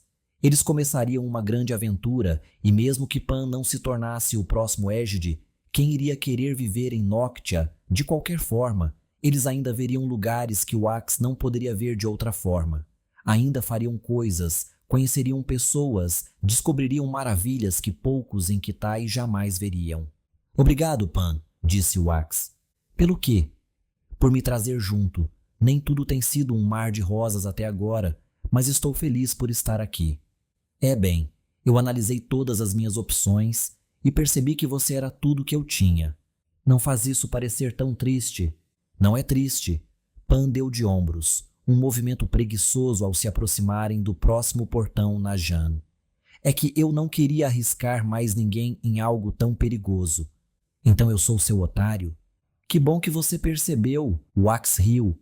Pan se juntou a ele e seus sorrisos permaneceram até chegarem ao próximo portão na Jan, construído diretamente no tronco da grande sana. De perto, os espinhos da grande árvore se projetavam como lanças, arremetendo-se pelo ar. A própria sana era larga o suficiente para abrigar uma dúzia de casas na árvore dentro dela. A casca de um vermelho bronzeado cortava e se enrolava ao redor de si mesma em emaranhados irregulares, o que poderia ser uma bagunça feia ou uma beleza caótica dependendo do seu ponto de vista. 2 guardas na Jan esperavam ao lado do portão, cada um segurando sua alabarda. Um arco em fila única, o portão não parecia grande coisa, e no início Wax alcançou sua corda, supondo que uma escalada externa seria a maneira mais fácil de subir. O único caminho é através, disse o guarda à direita. Você não pode ir por fora. Wax inclinou a cabeça. Por que não? O guarda sorriu. Porque uma escalada por esse caminho significa um beco sem saída. Há lacunas que você não pode cruzar. Além disso, há coisas destinadas a vocês lá dentro. Pan e Wax se entreolharam. Que coisas? Perguntou Pan. Você descobrirá como qualquer outro, disse o segundo guarda. Elas não causam problemas se você for cuidadoso. Ele estendeu a mão esquerda e abriu o portão. É melhor irem. O outro grupo entrou há algum tempo. Há algum tempo? Perguntou Wax. Mas nós viemos... Eles escolheram dormir bem aqui, disse o primeiro guarda, apontando sua alabarda para os arbustos e gramas pisoteados nas proximidades. Quando chegamos, eles estavam prontos. Vocês parecem não estavam. Pan tinha uma expressão feia no rosto, algo que Wax impediu de crescer para algo pior, colocando a mão no ombro do amigo e empurrando-o para frente. Acho que teremos que alcançá-los então, murmurou Wax enquanto passavam. O portão não era espesso, a casca que atravessava media menos de um passo do interior para o exterior. Ou pelo menos era o que parecia quando a cerejeira carbonizada ao redor deles se abriu em um cilindro alto e oco. Para cima e mais para cima ia o interior da sana, nodoso com raízes espalhadas como teias, musgos e plantas mais estranhas que Wax não conseguia identificar. Nenhum caminho óbvio se apresentava através do jardim sussurrante, mas apoios para as mãos não pareciam faltar. Wax viu tudo isso graças a luzes tremeluzentes.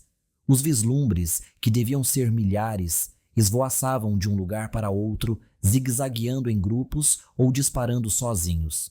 Seus brilhos piscavam e vinham em cores que variavam de azuis frios a vermelhos quentes. A luz também continha som, um assobio doce, como uma nota soprada através de uma pequena flauta.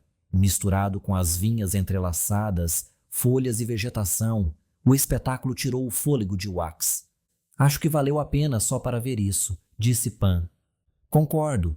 Os dois ficaram olhando até que um farfalhar vindo de mais acima os trouxe de volta à missão e suas consequências. Alguma ideia de por onde começar? Perguntou Pan. Que tal ali? Wax apontou para um monte que se erguia. Parecia que seiva caída devia ter endurecido, e agora dela brotava alguma erva grossa, seu caule frágil ainda assim alcançando uma extensão mais espessa que cruzava o cilindro. Essa extensão ia do tronco externo da sana até um núcleo mais grosso e vermelho rubi no meio, um cilindro separado ali mesmo no centro, ainda mais de 3 vezes mais largo que Wax esticando as mãos de ponta a ponta. Vá na frente, guardião. Um dia vou me acostumar a você me chamando assim. Diga a um homem para escalar, e ele o fará com entusiasmo. Pelo menos foi o que Wax pensou ao correr em direção ao monte de seiva. Seu tom âmbar diferente endureceu à medida que Wax se aproximava, o brilho se transformando em um reflexo quebradiço, mas que exibia muitos apoios para os pés. Pisando com seus sapatos de escalada, Wax fez a primeira incursão, descobrindo que a seiva era dura, sim, mas macia por baixo. Quanto à erva, pequenas cerdas alinhavam seu caule verde escuro, os toques fazendo cócegas na mão de Wax enquanto ele buscava apoio nos tendões que se ramificavam. Wax testou seu peso antes de deixar o monte, com Pan observando abaixo, e descobriu que a erva era resistente o suficiente para segurá-lo. "Não fique parado com esta aqui", gritou Wax. "Ela vai quebrar com você." "Tem certeza que não é você, Wax? Você é um cara mais pesado que eu." "Isso é só o meu ego, Pan." "Verdade, verdade." Sorrindo, Wax saltitou pela erva, lançando-se de uma fronde para a outra. O exercício trouxe consigo a adrenalina habitual, uma aventura e uma que exigia seus músculos favoritos. Cada salto exigia um olhar calculado, um pulo medido, aterrissagens precisas. Depois o próximo e o próximo, todos em cascata um no outro, até que todas as outras preocupações fugissem da mente de Wax. O crescimento em forma de teia de aranha provou ser uma rede macia, na qual Wax pulou, agarrou e se içou a partir da divisão mais alta da erva. Ao toque, a teia tinha uma sensação fria e pegajosa, sem cerdas. Cheirava a trevo, fato que Wax confirmou ao deitar-se de peito e estender a mão para ajudar Pan a copiar seu movimento. Assim que os dois ficaram de pé na extensão, viraram-se para seguir seu curso, encontrar o próximo caminho para cima, um caminho traçado para eles pela própria extensão, escalando o cilindro interno. E bem no meio desse caminho, esperando com os braços cruzados e uma bandagem ao redor da cabeça, "Você não", disse Wax. "É melhor acreditar que sou eu mesmo, rapazes, sem nenhum Najan para ajudar vocês desta vez." O homem afastou as pernas, dobrou os joelhos. "A renovação é nossa. Esperem aqui até pegarmos o Scar, aí vocês podem subir e ficar com o segundo lugar para vocês mesmos. Caso contrário, vocês sabem o que está por vir." "Nós sabemos disso, Pan", disse Wax, olhando para seu amigo que parecia um pouco menos confiante do que Wax se sentia. "Não sei, sabemos?" Wax entendeu a mensagem naquela resposta. Eles tinham ido longe o suficiente. Tinham todas as desculpas agora para voltar para Kitai como bravos participantes, aqueles que chegaram tão perto, mas não venceram exatamente a corrida honrosa. Encerrar a aventura aqui de cabeça erguida. Não sabemos", disse Wax. "Nada de desistir. Não agora. Ou você sai do nosso caminho, ou vai doer muito mais do que da última vez." "Esperava que você dissesse isso." O homem sorriu, não se moveu de sua postura. "Venham me pegar."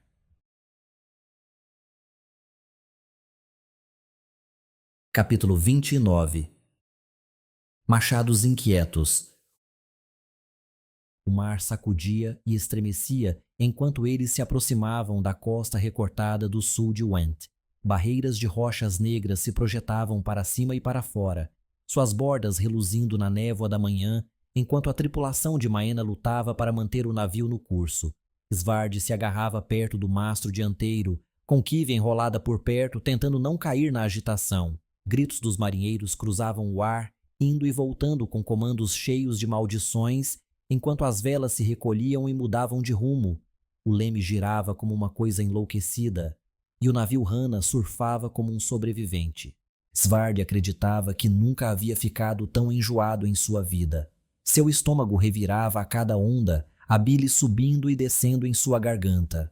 Mas ele morreria antes que qualquer um desses bandidos Hana o visse sujando o convés deles. Porque se Maena estivesse certa, logo estariam marchando lado a lado em direção a um buraco profundo para um lugar muito pior do que essas ondas jamais poderiam ser. "Não é verdade, Kiv?" gemeu Svard para a Ferrite. "Isso não é tão ruim." A Ferrite bufou, o calor laranja entre suas placas liberando vapor sempre que gotas de água esparsas a atingiam. Do amanhecer até agora, com movimentos selvagens de um lado para o outro, a turbulência havia sacudido a todos. O navio aguentou, por meio de uma habilidade artesanal que Svard não poderia precisar, até que a embarcação encalhou em uma praia rochosa. Não, nem mesmo uma praia, uma pequena enseada entre penhascos irregulares e morte certa esperando, caso uma onda arremessasse o navio contra eles. Uma escolha ruim feita após o ataque ao navio de Went forçou um desembarque secreto. Consequências que Maena ignorou com um dar de ombros, apontando para as provisões saqueadas. Qual seria o valor delas se o navio afundasse? Svard nem se deu ao trabalho de questionar. Alguns só viam seus triunfos. Maena ordenou a evacuação e sua tripulação obedeceu, passando a uma agitação diferente.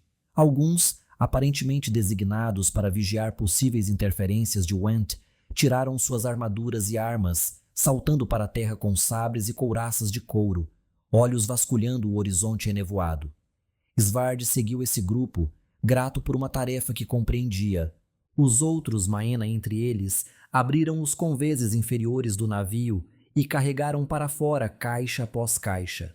Comida e água, equipamentos, tochas e bolsas para transportar tudo. Selos metálicos de Fote nos grandes baús garantiam que permanecessem secos. Um fato encantador para a tripulação, que não perdeu tempo trocando suas vestes de navegação encharcadas. Quando Svard perguntou quem traria todas as coisas extras daqueles grandes baús, Maena disse que ninguém. Eu esperava mais pessoas. Foi tudo que ela disse quando Svard questionou o porquê. Mais pessoas não apareceram. Depois que a manhã se esgotou, descarregando o navio e recarregando a si mesmos, Maena e Svard conduziram a tripulação para cima, saindo da praia.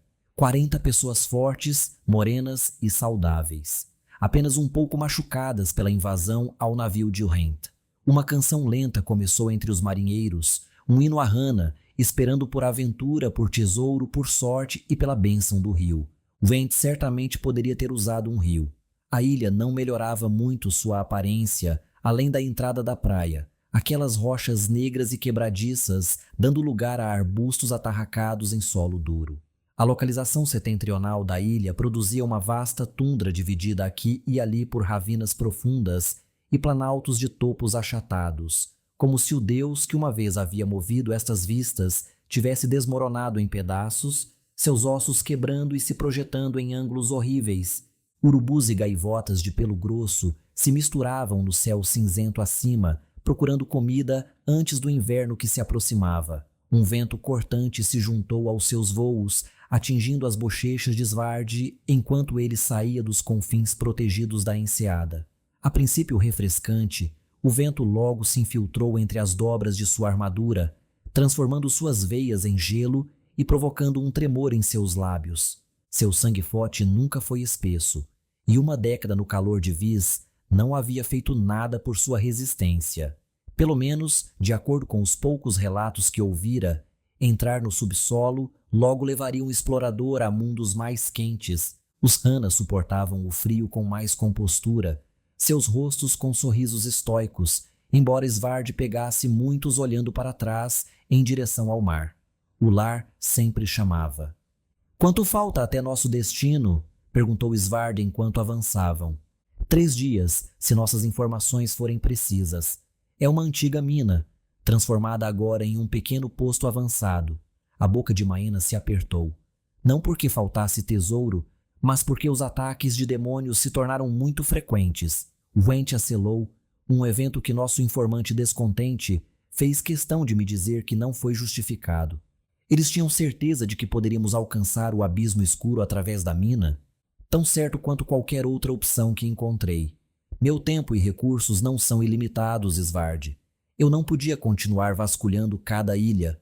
A lâmina precisava ser desembainhada. Eles caminharam por mais 1 hora, a coluna mantendo o ritmo constante em seu progresso de um casebre para outro. As bolsas pesavam, mas não excessivamente, seu fardo reduzido pela excitação da aventura. Conforme o mar desaparecia no horizonte, os marinheiros Hana pareciam endireitar a coluna, virando-se para frente em vez de olharem para trás. Talvez aqueles olhares iniciais tivessem sido despedidas. Went ofereceu pouca recompensa por sua caminhada até quase o meio-dia, quando, emergindo da sombra de um enorme monólito de ardósia, surgiu o contorno ondulante de uma cidade. Sua marca estava até oeste de seu destino, fora do caminho e sem importância, exceto por um fato. A cidade parecia estar queimando. Fumaça se retorcia em direção ao céu, enrolando-se sobre si mesma em mechas caóticas, um negro contra o cinza gélido. O monólito, arredondado e nodoso, parecia não se importar com os eventos em sua base, mas Svard não conseguia desviar os olhos, em parte porque havia pouco mais para se olhar, em parte porque ele esperava que Maena dissesse algo. Quando ela não o fez, quando após alguns minutos ela deu o sinal para parar para a refeição do meio-dia, Svard direcionou os olhos dela para o assentamento. Estou vendo, disse Maena, sua voz com o mesmo congelamento estático de quando ele questionou sobre o ataque ao navio de Went. E daí? Eles estão com problemas? O comentário deveria ter encerrado o assunto. De fato, o fogo havia se espalhado durante a caminhada, a fumaça crescendo mais ampla em seu alcance. Não deveríamos ajudá-los? Por quê? Que bem isso nos faria? Se for um incêndio natural causado pela própria idiotice deles, eles já estarão trabalhando para apagá-lo. Se for uma luta entre as facções de Hunt, então colocar meu povo no meio deles seria tolice. Maena tirou uma maçã fresca de sua bolsa, mordeu sua casca verde e cuspiu uma semente no chão.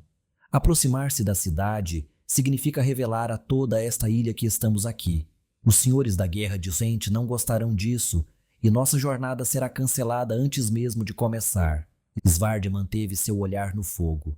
E se não for nenhuma dessas coisas? Maena deixou a pergunta no ar. Deu outra mordida. Se forem demônios, então eles já estão mortos. A menos que ainda estejam lutando. Mesmo que não, poderíamos destruir os monstros e salvar outras cidades. Esconder-se não ajuda ninguém. Esconder-se nos mantém em nosso curso. Maena o encarou com raiva. Svard, estou começando a me arrepender de tê-lo trazido para esta aventura. Você não parece ter o foco certo. Meu foco é o mesmo de sempre. Ajudar as pessoas deste mundo a sobreviver. Então faça isso como conversamos. Ataque a fonte. Essas pequenas brigas são insignificantes comparadas ao que buscamos. Svard balançou a cabeça. Me escondi por tanto tempo, Maena. Evitei essas batalhas. Vim a esta ilha uma vez como amigo. Não vou abandoná-la agora. Kivi, vamos. Os olhos de Maena seguiram Svard enquanto ele se afastava pela tundra, mas ele não ouviu nenhuma ordem para marchar, e as notas melodiosas de tempos mais felizes o seguiram. A cidade ofereceu sua canção crepitante, bem antes de Svard alcançar suas fronteiras. As chamas continuaram a crescer durante a hora que ele passou caminhando, correndo e caminhando novamente, para chegar aos arredores. As línguas laranjas e vermelhas saltavam, espalhando-se com o vento e se alimentando dos arbustos que abundavam nos espaços entre as habitações de pele e estacas da cidade. Grossas, envoltas em musgos e peles, as construções aqui eram achatadas e fáceis para um incêndio consumir, não como as casas de blocos nas fornalhas de Foti ou as encostas de pedra nas cristas de Noctia. Até mesmo Vis, com suas casas separadas por árvores e abundantes em água, seria a melhor salva de um incêndio como este. As chamas, no entanto, não fizeram Svard voltar a trotar, com Kivi bufando em seus calcanhares. Os gritos o fizeram, junto com o som de aço cortando o ar. Svard passou por uma paliçada estilhaçada, embora feita mais com pedras empilhadas do que com estacas pontudas. A muralha deu a primeira pista de que o desastre não era causado por alguma lâmpada desviada ou um cachimbo derramado.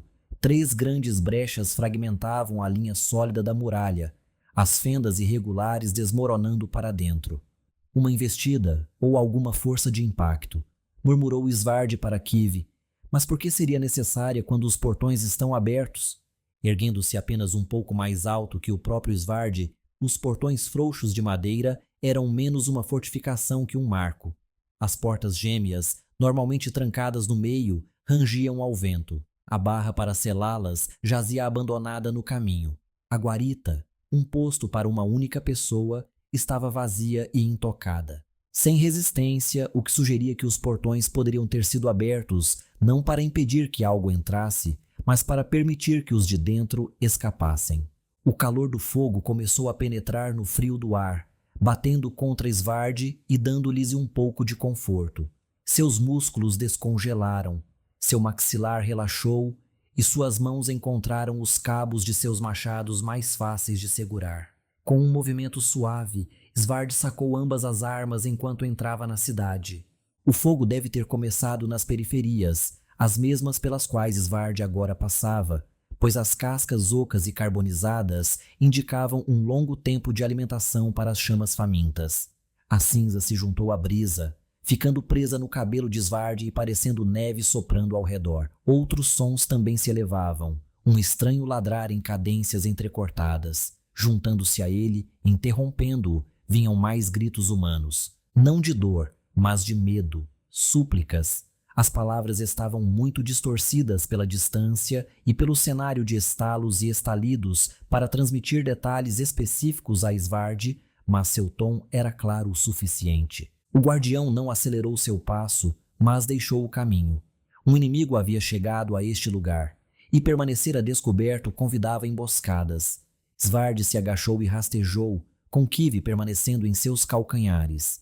Ele olhou através das habitações incendiadas, vendo através das brasas e da fumaça, tentando encontrar uma pista enquanto se aproximava da praça da cidade. Não precisou se esforçar tanto. As pessoas restantes da cidade estavam agrupadas no centro, amontoadas em torno de uma estátua chamuscada de alguma mulher que Svard não conhecia, nem se importava em conhecer. O que importava naquele momento, além dos 100 ou mais camponeses em sua prisão improvisada, eram seus guardas. Svard contou 3, cada um com mais do dobro de sua altura e uma coleção líquida de braços e pernas. Eles ficavam de pé, se moviam, oscilavam enquanto circulavam a multidão, cada passo transformando suas formas fundidas e as remoldando a cada passada. Cada um mantinha algumas partes consistentes, um braço segurando uma espada ou lança uente capturada, 2 ou 3 pernas para fortificar sua postura e uma cabeça maligna, menos um crânio semelhante ao humano e mais um ouriço espinhoso mergulhado em alcatrão. Cada um, também, carregava as cicatrizes que todo demônio ganhava ao desafiar a égide. Profundos cortes esmeralda cruzavam suas formas, e quando as criaturas se moviam, enquanto continuavam a circular os cativos, chamas verdes saíam dessas feridas e açoitavam seus donos.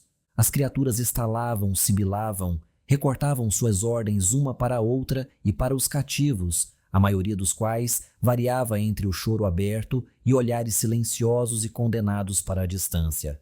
As criaturas também tornavam clara a fonte do fogo, cada passo delas deixando para trás gotículas laranja brilhantes e fumegantes, como se as coisas fossem feitas da lava de um vulcão. Pequenos incêndios começavam em seu rastro, a maioria definhando por falta de combustível e deixando manchas escuras no solo duro coberto de cinzas. Svard olhou para Kivi. Esses demônios pareciam não muito diferentes da Ferrite, ou como Kivi poderia parecer sem suas placas de pedra. A Ferrite pareceu concordar, mas não encontrou parentesco com os monstros. Suas placas se abriram e fecharam, vapor jorrando em sua raiva. Felizmente, a Ferrite se manteve baixa, atrás da concha de uma casa destruída. Não que os demônios parecessem interessados em quaisquer intrusos. Suas cabeças espinhosas olhavam universalmente para dentro, observando seus prisioneiros, enquanto o fogo continuava sua propagação. O que eles estavam esperando? Svard sentiu os cabos de seu machado. As armas eram feitas em fote, forjadas nas fornalhas mais quentes, mas quem saberia se elas poderiam resistir ao contato com as coisas fundidas? Ele correria para dentro, cortaria, apenas para se ver segurando nada mais do que um toco e rapidamente ser... Não, Svard balançou a cabeça. Katia sempre deixou claro que suas mentes deveriam ser sua melhor vantagem. Considere a situação mais de perto. Os demônios haviam capturado ferramentas humanas para seu próprio uso. Se a pele deles pudesse derreter metal ao toque, então como poderiam empunhar espadas? Mas poderiam morrer por uma? Vamos descobrir? Sussurrou Svard, e Kivi bufou. 3 contra 2. Não são odds tão ruins. Svard e Kivi fecharam mais um anel queimado, aproximando-se a uma única loja carbonizada dos demônios circulantes. Um homem dentro do grupo captou o olhar de Svard, seus próprios olhos se arregalando até que Svard colocou um dedo em seus lábios. O homem assentiu da forma mais sutil, desviando seu olhar. Pessoas corajosas essas. Svard tocou Kivi no ombro, um sinal para a Ferrite. Esteja pronta, seja implacável. Quando o próximo demônio veio passando, Svard avançou, não dizendo nada enquanto mantinha seus machados erguidos, mirando um corte nas costas do demônio. A cabeça espinhosa pendia alta demais para Svard alcançar, então o que equivalia ao torso do monstro teria que servir. Enquanto Svard se movia, uma investida em ângulo ao redor da estrutura da loja queimada, os dois parceiros do demônio, do outro lado do círculo, avistaram Svard e produziram uma tempestade de estalos. O alvo de Svard começou um giro, uma lenta virada aquosa iluminada por aquelas feridas verdes jorrando. A dor atrapalhou a própria manobra da criatura, a lança de pedra roubada em sua mão tremendo para baixo e fincando no chão enquanto Svard se aproximava para o primeiro golpe.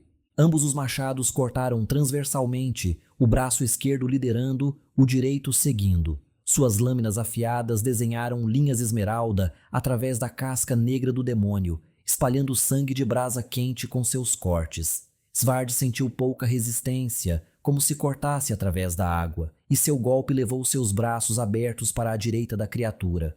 Uma empunhadura inversa, e Svard teria a criatura cortada ao meio. Pelo menos, isso é o que teria acontecido se o demônio, estalando como louco, não tivesse chutado com uma perna central que não existia um momento antes. O pé fundido atingiu Svard no peito, mandando-o voando de volta para a loja em ruínas. Cercado por prateleiras quebradas e carbonizadas, Svard se levantou, seu equipamento de couro agora tão manchado de cinza e branco quanto todo o resto.